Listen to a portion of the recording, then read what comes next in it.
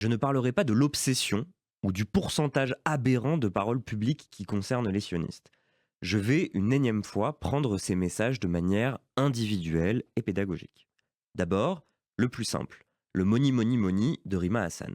Chaque oreille habituée à lutter contre l'antisémitisme l'entend quand on suggère que les juifs utilisent leur argent pour faire basculer un enjeu international, même si nous parlons seulement d'un jeu télévisé, eh bien on joue avec deux préjugés antisémites. Celui du lobby juif, d'une part, qui use de son réseau tentaculaire et cosmopolite, et celui du juif riche, qui suggérerait que le poids économique d'une entreprise israélienne, sponsor de l'Eurovision, changerait la ligne politique des organisateurs de l'événement.